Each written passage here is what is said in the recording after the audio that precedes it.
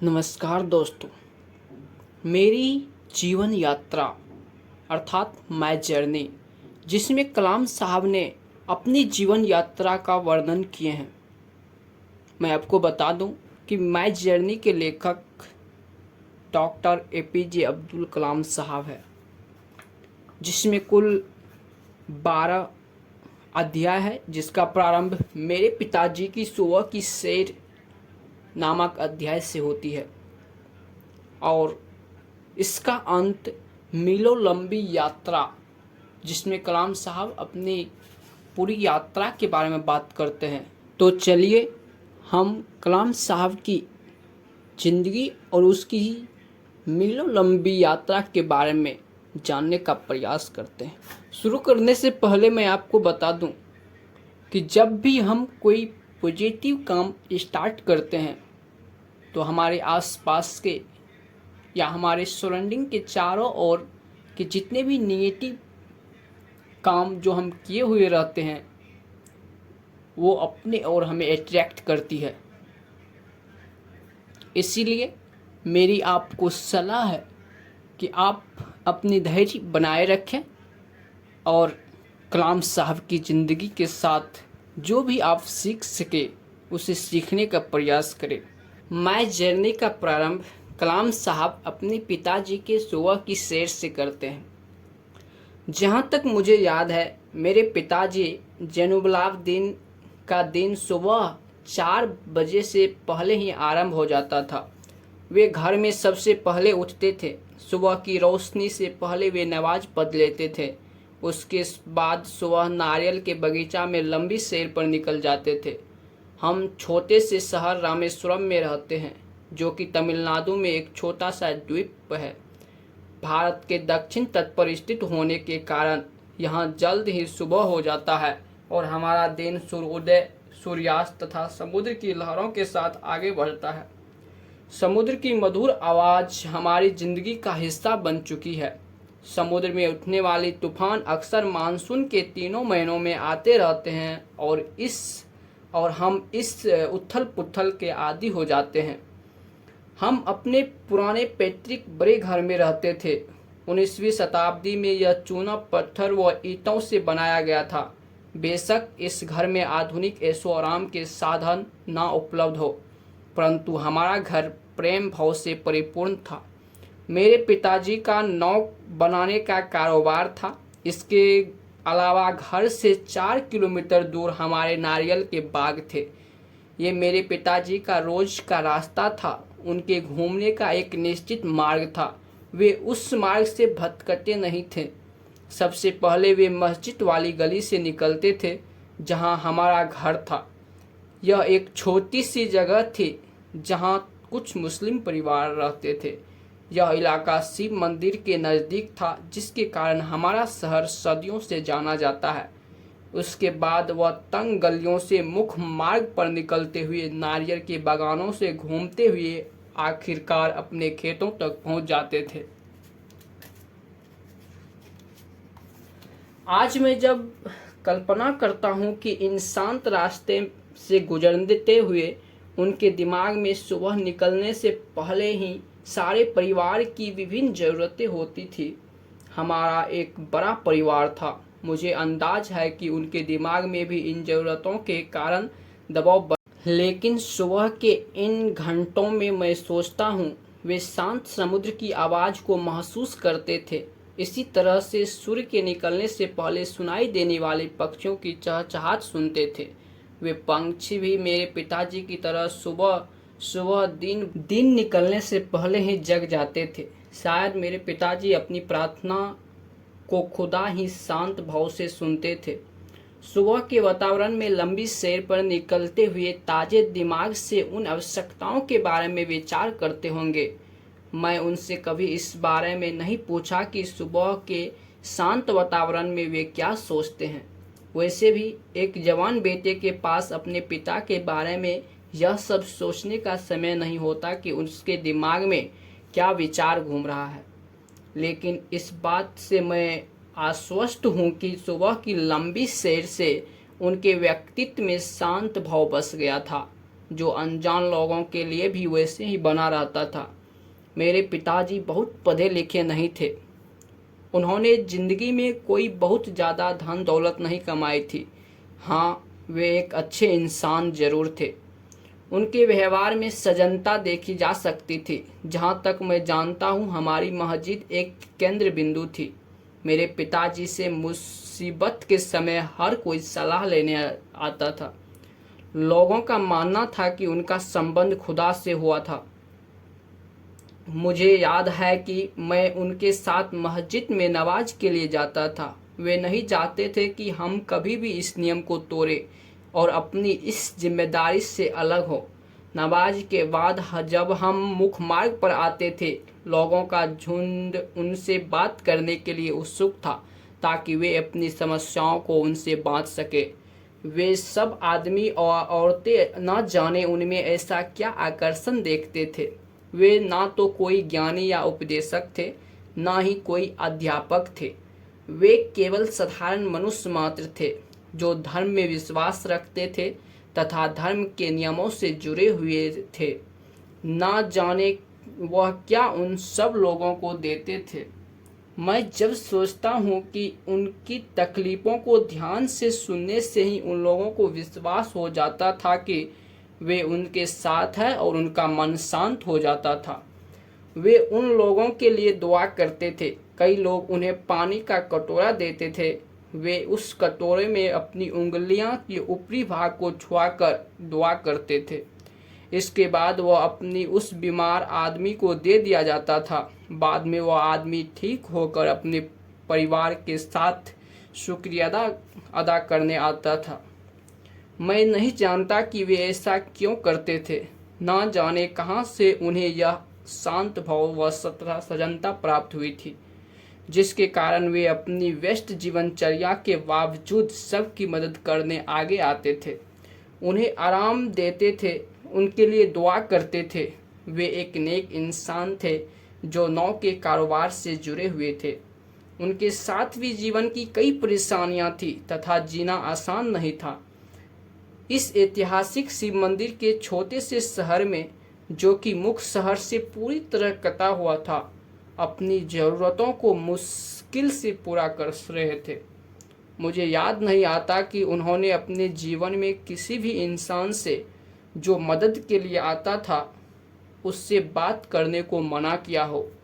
यकीनन बिना किसी शक के यह कहा जा सकता है कि वे पूरी तरह से आत्मिक ज्ञान से भरपूर थे और उनका जीवन संबंध सीधा खुदा से था। उन्होंने धार्मिक ग्रंथों का ज्ञान था। वे पूछे जाने पर युवकों की शंका का निदान करते थे और उन्हें जरूरी सच्चाई से अवगत कराते थे। जब मैं उनसे प्रश्न पूछता था, वे जवाब देने से झिझकते नहीं थे, हमेशा जवाब देते थे तथा सरल भाषा में शंका का निदान करते थे। वे सीधी सरल तमिल भाषा में जवाब देते थे। एक बार मैंने उनसे पूछा, आपके पास ये लोग क्यों आते हैं?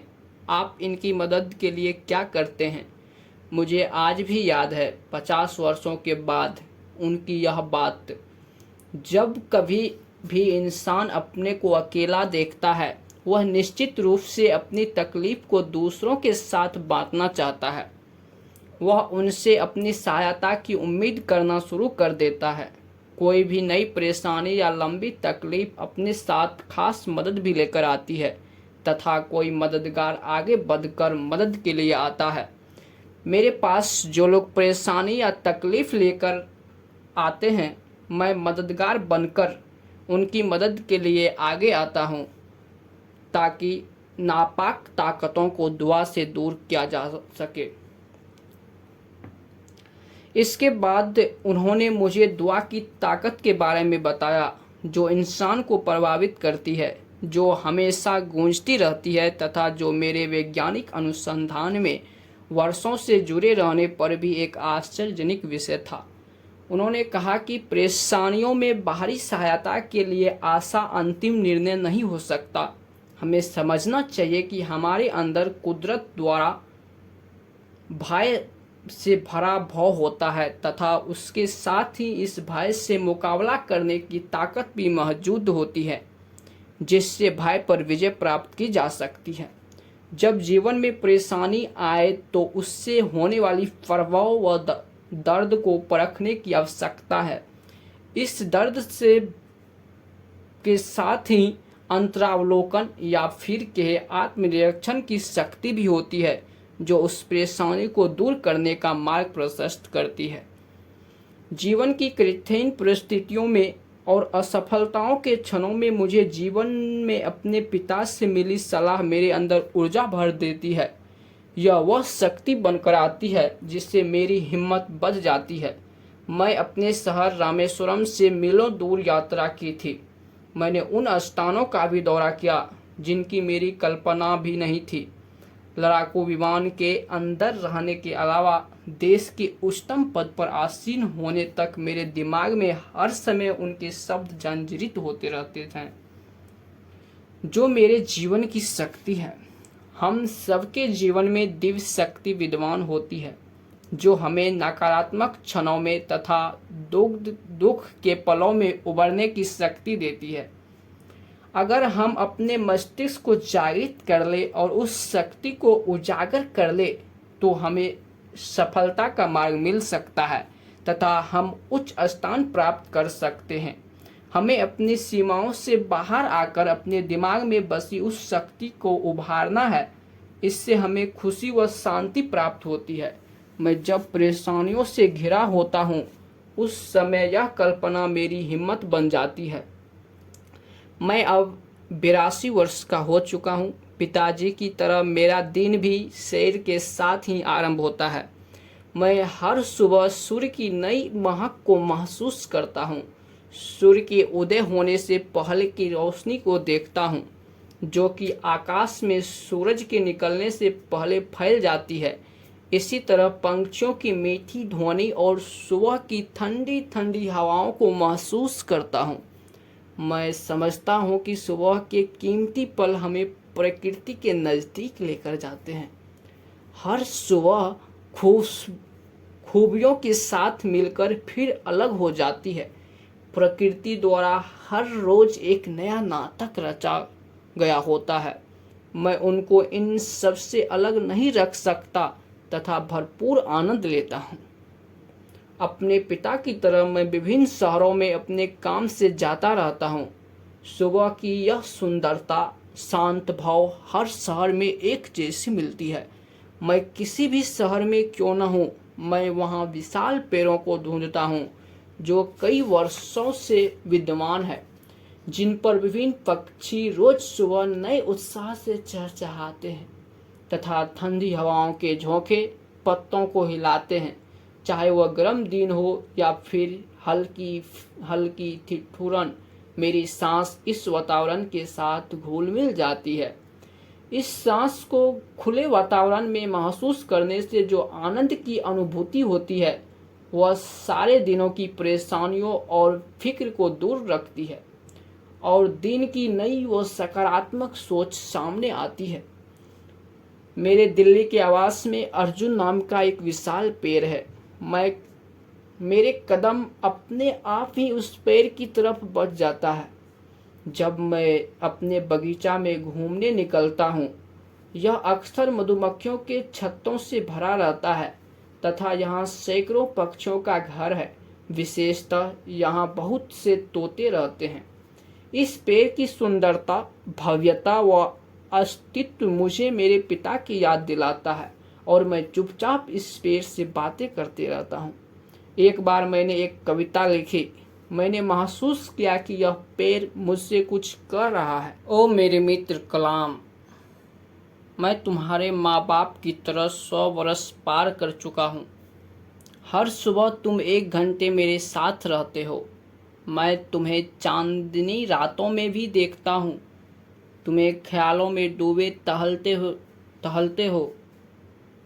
मेरे दोस्त, मैं तुम्हारे विचारों व भावों को जानता हूँ। मैं तुम्हें क्या दे सकता हूँ? मैं कहीं भी चला जाऊँ, मेरी जिंदगी मुझे मेरे पिताजी जैनुलाब्दीन के साथ जोड़े रहती है।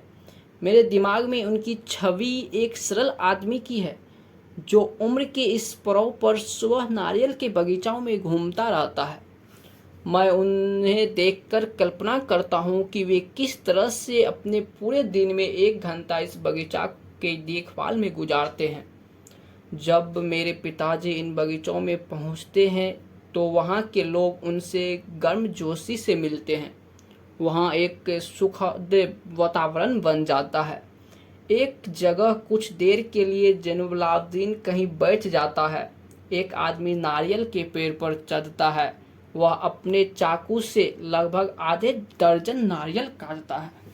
नारियल धम्मा की आवाज़ से नीचे गिरते हैं। वह आदमी नीचे उतरकर आता है और उन नारियलों को ठीक तरह से एक बंडल में बांधता है। अब 2 आदमी कुछ देर तक बातचीत करते हैं। अक्सर इन पेड़ों के बारे में बातें करते हैं। वे आकाश की तरह नज़र उठाकर बारिश के बारे में बातें करते हैं और खाद तथा खेती की धरती के बारे में बात करते हैं। आखिरकार जैनुलाब्दीन अपने नारियल के बंडलों को उठाते हैं तथा अलविदा कहकर अपने घर की ओर आगे बढ़ जाते हैं। वे रास्ते में कुछ नारियल अपने जान पहचान वालों को देते हैं और कुछ अपने पड़ोसियों को दे देते हैं। बाकी के नारियल को वे मेरी माँ को कढ़ी और चटनी में डालने के लिए दे देते हैं। मेरे दिमाग में अभी भी वे पल जीवित हैं जब मैं नीचे बैठकर अपनी माँ के हाथों का बना स्वादिष्ट भोजन खाता था।